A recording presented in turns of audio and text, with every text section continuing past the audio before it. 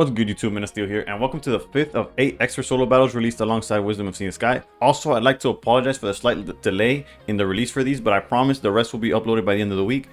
With that said, I'd like to thank y'all for the recent support as we officially reached 900 subscribers at the time of this recording, and the road to 1,000 continues. So if you enjoy the content or if my videos have helped you at least a little bit at any point, please consider subscribing. I appreciate every single one of y'all. Regardless, thanks in advance. And let's jump into expert solo battle number 5, Espeon EX. As always, my videos aim to show y'all how to take these down with not only the specified type, but also 3 diamonds or less. And in this case, we have to do it with the fighting. Before I break down the deck that we'll be using though, I would like to take a look at the deck that we're taking on. And there's no other way to put it other than we're basically going against a tier 1 deck. Yes, the opponent doesn't play it perfectly, which is to our benefit. And yes, technically you can switch a card here, a card out there, and for personal preference, like, oh, maybe, I like playing the Sylveon non-EX rather than Espeon. Like, yes, you could nitpick here and there, but overall this is basically a strategy that you'll see in Master Ball level and doesn't really require much introduction. All we could do is take advantage that the computer will make suboptimal plays every now and then and try our best not to make mistakes ourselves. As for what deck can take on this meta contender, luckily because it's piloted by a bot, is Hitmon Ramp. Off the rip, I know you have 2 questions. One is, where's Lucario? And 2, why is there a 1-1 line of Hitmonchan and Hitmonlee? Okay, no. I thought that'd be funny, but realistically, I know that none of y'all are asking that question. Yes, the only thing that matters is if you have 2 copies. Realistically, these cards are essentially, actually no, they are exactly the same. They both have 80 HP, they both hit for 30. So if you want to play 2 Hitmonchans, go for it. If you only have Hitmonlee, go for it. Whatever it is, as long as you have 2 copies, this deck will work perfectly fine. As for the real question is of why no Lucario, it really comes down to consistency. If you faced any amount of Espeon, whether it's through this expert solo battle and you're struggling, or if you played it online in PvP, the combination of Sylveon plus the fact that they both attack for just 2 psychic energies means we do not have the luxury to fill our deck with too many Pokemon in hopes of drawing the correct ones in a certain combination, especially when Lucario itself falls to an Espeon with just 1 swing due to weakness. And with that said, every card in our list is intentional. The game plan is solely to get Rampardos on board. Realistically, this challenge might require more than 1 attempt if you happen to draw a bad hand or just brick. Basically, if you can't establish Rampardos, there's a big chance, or if not automatic chance, that you're going to lose.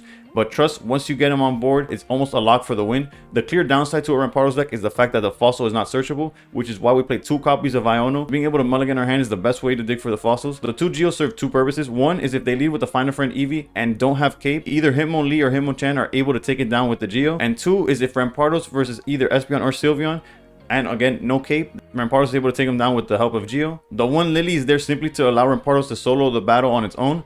There are many situations in testing where without the Lily, I found myself in a situation where I couldn't win because a swing with Rampardos would cause me to lose the game. Whether it was like taking himself out when I had no bench, or taking them out when he was the 3rd point. No, you might find yourself in a position where you can go for game with him knocking himself out and you still win. Lily's there exclusively to prevent the situations I just described. You don't want him knocking himself out if you don't have a bench, and you don't want him knocking himself out if he gives him the 3rd point.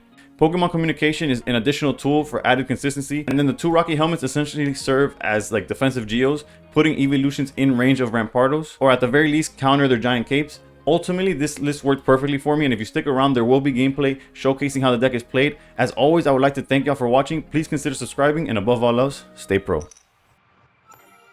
First, which is probably not ideal if I'm being honest, but with Fossil Rare Candy, it might be ideal. All we gotta do is find Rampardos and we're in there. Alright, draw off a turn. Let's go there and pass. The reason I'm passing there is because first of all, they're not playing Red Card or Mars. They have no way of like manipulating the hand. Second of all, is like if we draw Iono as our way to like look for the Rampardos, more cards in hand is more chances, and we really only need 1 Rampardos to win. If we hard draw Rampardos, then we could just put down the 2nd fossil and work from there, but yeah. Alright. Unfortunately, they got Cape, so Geo is not enough to get the knockout here, but the only other target is the Hitmonlee. They do, however, play Sabrina, right? So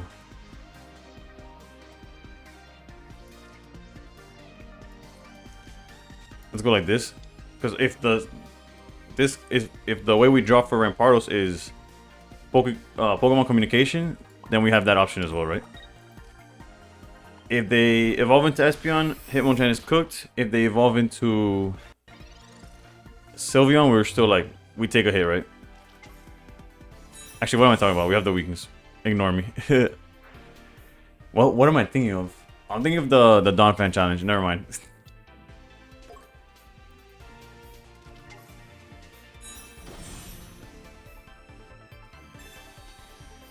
Yikes. Although, we are just a Rampardos away from being okay. Because we one-shot Sylveon. Alright, here goes nothing.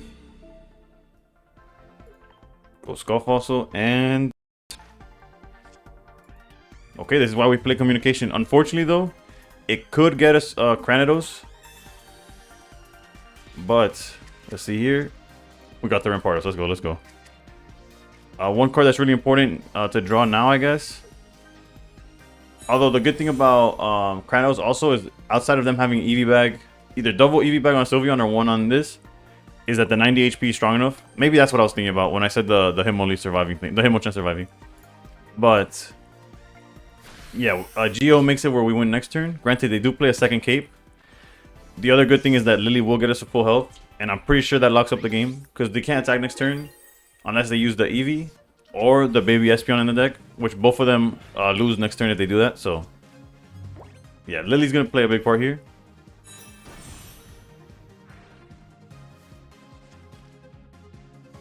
Yeah, there's the cape. So Geo's no longer the answer, but realistically, we're okay, right? Because of Lily.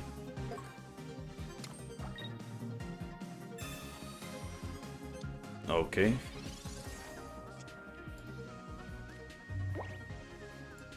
We're always gonna Lily. And technically we could go like Rampardos. I'm here thinking what could they randomly do if I were to... If I go Rampardos in for 50, they'll go back up to 110, they'll go to 140. And we're just playing like a back and forth that makes no sense. Let's just toss the fossil and win the game, I guess. Wait, hold up. Before I do that, hold up. Because if they hit us for 80, we're at 70. Okay, yeah. The most they could do is an extra 10 from Eevee's bag. Yeah, let's toss the fossil. If we didn't have Lily, then we would have done the Rampardos line.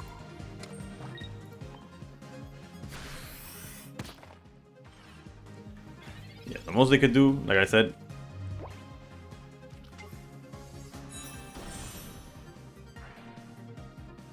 I guess they could stall, right? They could back out into the other Espeon, but again, that wouldn't do anything for them. I stand corrected, I guess. And they didn't... What the? Even the computer didn't... They could have technically healed with this Espeon to put this guy to 90. But whatever. Now we have the Geo. And that's GG's. Interesting that the AI would forget to heal with that. That's kind of... That's odd. I don't know if that's the first time that's happened, but...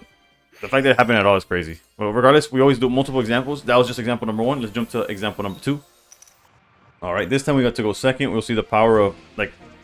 Okay, yeah, I was like, perfect. I was like, we have the Geo. So, technically, if they open the non-EX Eevee and don't have Cape, you'll see how strong this deck could be. How fast it can be, right? Okay, I started with the Eevee. That's fine, that's fine. Another issue, though, is... We don't win off of Hitmonlee alone. We have to have the... We need to find the fossil, and the Rampardos is the win condition no matter what. So you see here... If it was this Eevee, I think we automatically go like Giovanni and knock it out. However, since it's this Eevee, we're going to hit it for 50. It's going to be in range to get knocked out anyways. I think it's worth using Iono in hopes to find... The most chances to find the fossil. Because the fossil is the only card that we really need that we cannot search in any way. Okay, there you go. Wow. that's pretty good. That's pretty good. I'm not going to lie. Also, from due to the Pokeball, now we have every Pokemon in our hand outside of Rampardos. So if we see Pokemon Communication, we can search it right out. Which is why I'm going to drop the fossil. Technically, they have access to Sabrina, like they did in the first example, but that's okay. Rocky Helmet is kind of unnecessary. Because if they stay in, we knock them out anyways. Let's go kick there.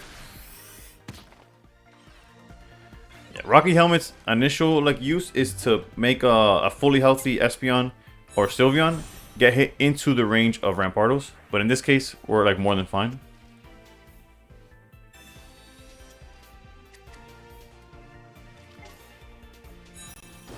Alright. There goes Sabrina again. Luckily this time, we are definitely going to go into Rampardos.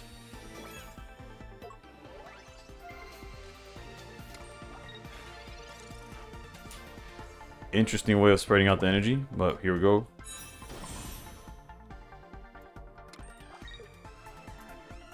think helmet here is worth it. Hitmonchan still gonna hold it because it does poke. Like I mentioned, Pokemon does get us there. Let's go Headbutt. Next turn, we're able to Geo for the extra damage if necessary.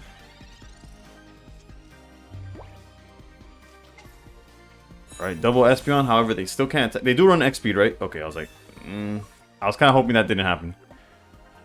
So, Rampardos off the top is like game winner. EV bag's fine. Although, that's a misplay, right? They could have added the... They could have swung for 90 here. Interesting that they do that. Geo is an extra life for no reason. We don't even need Geo. We just need the Rampardos. Come on. And they can't even attack next turn if we find them. Research. Okay. Shout out to Rocky Helmet doing his job. And we found it. Perfect.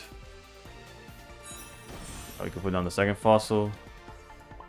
The energy doesn't really matter where it goes. I guess we have the option of retreating. And boom. Okay, so obviously they messed up by not using EV bag, but again, this is against a computer, right? There's no reason to play around cards that don't exist technically. And now the Geo is going to serve perfectly to knock out the Espeon in that they're going to put up front. So yeah, the deck worked to perfection here. Granted, had they just used the EV bag correctly, it would have been cooked. But you got to look at it in the way where they didn't do it, right? There's not the... It's not in the code, I guess. I don't know how to explain it, but... Oof. That cave is... It's not tough. Like, we still win. Actually, do we? What's the best way to do this? We don't have rare candy. Otherwise, communication's obviously the best play here. We already used Pokeball, so we don't gain nothing from that. Because if we hit them for 140, right? They're at 20. They'll heal up to 50. They do play Cyrus, but I'll risk them drawing Cyrus off the top, honestly.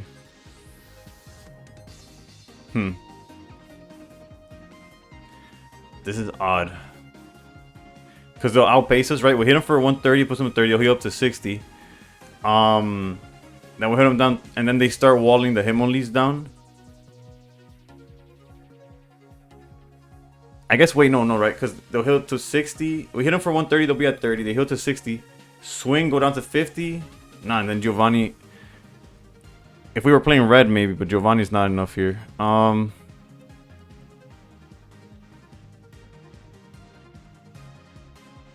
I think we have to risk drawing it eventually, right? Let's go...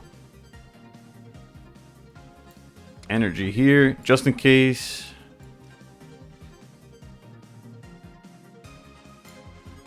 We draw into like another research.